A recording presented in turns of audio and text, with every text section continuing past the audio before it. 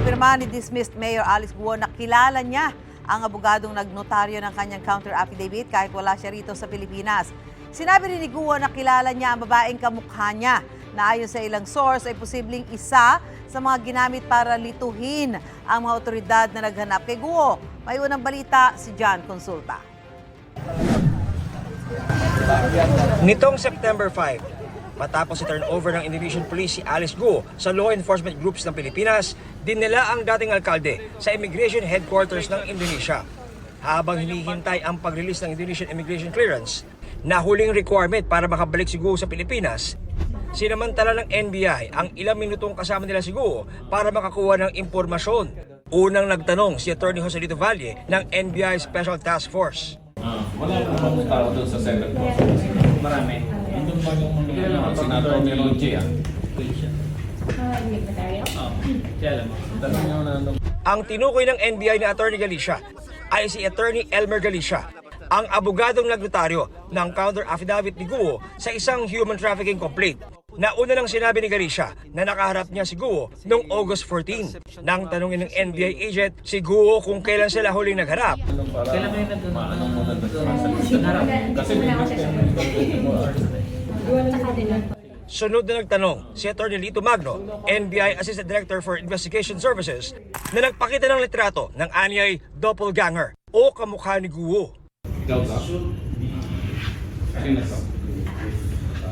Ano po, saan po yan? Tao po yun. Lahat ng tao po halos long hair. Kamukha niyo, ma'am. Kamukha niyo po yun. Slimmer version. Ayon sa isang source, naniniwala silang may pinakikilos ng mga doppelganger ang alkalde at pinasasakay sa kanilang mga sasakyan para magsilbing decoy at mailigaw ang mga mahabol na otoridad. Ayon kay Attorney Yellen Agus, hepe ng NBI Violence Against Women and Children Division, sinabi sa kanya ni Guo na hindi niya kapatid si Sheila Guo, bagay na nauna lang sinabi ni Sheila sa Senado. Muling nagtanong si Valle ng NBI Special Task Force kung kumuha na ba ng NBI clearance ang alkalde. Nakasabi, nakasamagin sa application. Pero sure ako na once ako kumuha sa Once? Anong mga taon? No, sure. Hindi ka sure? Hindi ako sure. Bago ka maging mayor or mayor ka na? Hindi ko masyado.